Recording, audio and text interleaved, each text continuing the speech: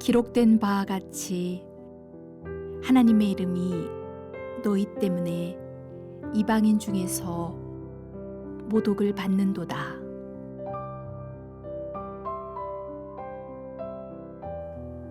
하나님의 이름이 너희 때문에 이방인 중에서 모독을 받는도다.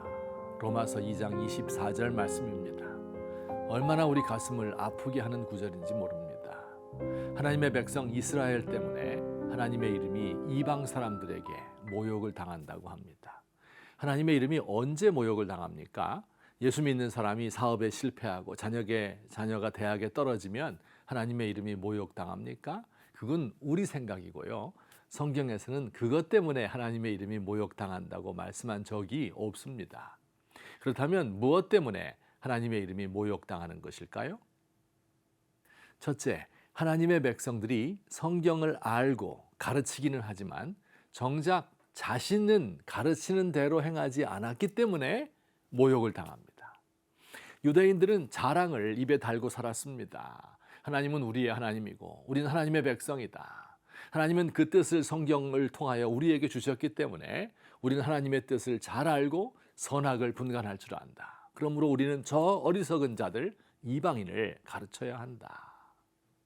그러나 로마서 말씀에 따르면 유대인들은 그 가르침과 행동이 달랐습니다. 그들은 다른 사람은 가르치지만 자신을 가르치지는 않았습니다. 도둑질하지 말라 선포했지만 자신들이 도둑질했습니다. 간음하지 말라 하면서 뒤로는 온갖 음탕한 일을 저질렀습니다. 우상을 가증히 여긴다 하면서 자기의 이익이 될 때는 용인하였습니다. 어떻게 하면 우리가 이런 비난을 면할 수 있을까요? 쉽습니다. 말을 많이 하고 행하지 않는 것이 문제니 그렇다면 말을 적게 하고 행함이 많으면 되겠습니다. 다른 사람을 가르치려 하지 말고 많이 행하면 됩니다. 예수 믿는다고 떠들지 말고 잠잠하고 행함으로 보입시다.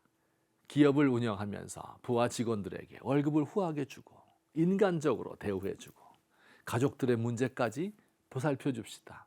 나중에 우리 사장님이 기독교인이었구나 알 수 있도록 말입니다.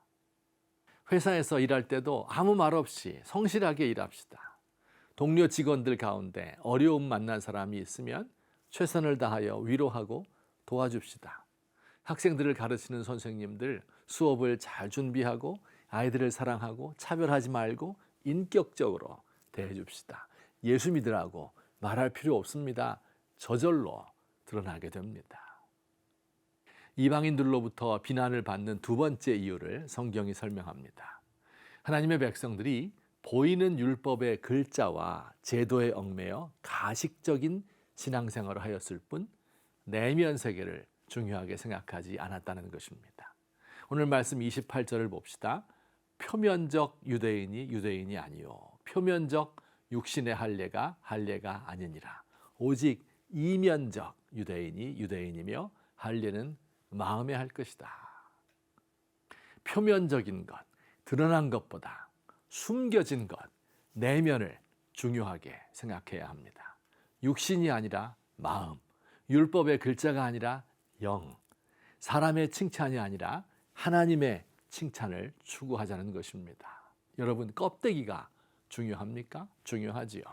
안에 있는 열매를 외부의 충격으로부터 보호해 주는 것입니다. 우리 신앙의 껍데기, 틀도 중요합니다. 그러나 정작 알맹이를 놓쳐버리면 껍데기 자체로서는 아무 의미가 없습니다. 미국의 한 인디언 마을에서 석유가 나왔습니다. 추장을 비롯한 마을 사람들 모두 부자가 되었습니다. 추장이 돈을 쓸 데가 없었는데 마침 제네럴 모터스에서 나온 신형 캐딜락을 한 대 뽑았습니다. 양쪽에 스페어 타이어를 2개씩 붙일 수 있는 최고로 크고 비싼 차입니다. 120마력이고 시속 100km까지 달릴 수 있습니다. 그런데 이상하게도 이 추장의 차는 시속 20km 이상을 달리지 못하는 것입니다. 왜일까요? 추장이 아끼던 말 2마리가 캐딜락을 끌고 가기 때문이었습니다.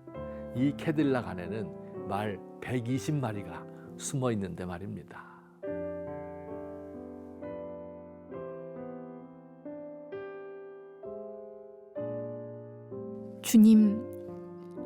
주님을 모욕하는 소리를 들을 때마다 분통이 터져 견딜 수가 없습니다.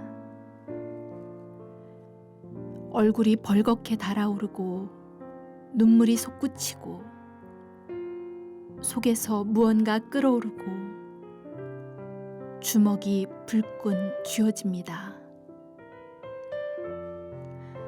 어떻게 하다가 이렇게 되었나요? 하고 싶은 말을 꾹 참고 희생과 선행을 보이겠습니다. 제 안에 보이지 않는 내면 세계를 충실히 가꾸겠습니다.